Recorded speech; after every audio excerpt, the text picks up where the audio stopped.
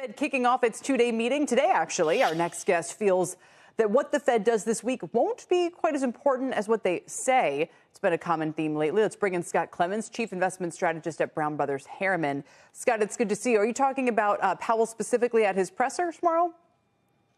Well, it's not only the press conference tomorrow, it's the release of the statement. And of course, this is one of those meetings in which the Fed is going to release some new forecast and outlook, the so-called dot plot. So there's a lot of information. I think it's universally assumed the Fed won't actually take any action, but how they balance out an observation of economic progress plus an observation of inflation progress might give us some indication of if or when the Fed's likely to begin lowering interest rates later this year.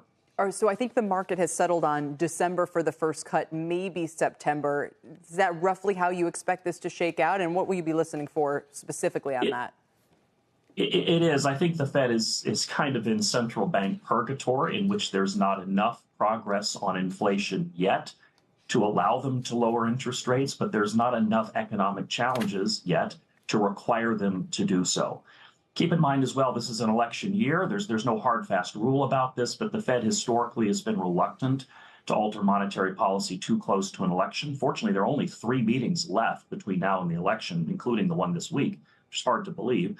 So the Fed kind of has a free shot, I think, to wait until December. Our anticipation is a 25 basis point cut in December, no sooner, probably with more to follow in 2025. Do you believe that a slowing consumer or a slowing economy will do the work of the Fed? Tyler, it could bring that rate cut forward. Right now, what's really motivating the Fed, I think, is seeing inflation come back down into their range. But I think there are some cracks in the facade of this consumer-driven economy. And I'll be reading between the lines and of the lines of the Fed statement tomorrow to see if they're seeing some of those same things. Rising debt levels, rising delinquency rates, falling savings rates. There's nothing to worry about at present. The job market is still healthy. We're still adding a lot of jobs. Wages are growing in advance of inflation. But looking forward 6 months, 9 months down the road, there's probably a bit more weakness in the consumer part of the sector to come. So when do you think the Fed might be inclined to cut interest rates? It felt like, as we talked to our mock Fed panel, it was probably 1 or 2 cuts late in the year. Is that where you are? That's where the Fed funds futures market is. I tend to think, and this is a supposition, the Fed will err on the side of conservatism, probably wait until December to put that first rate cut on the table.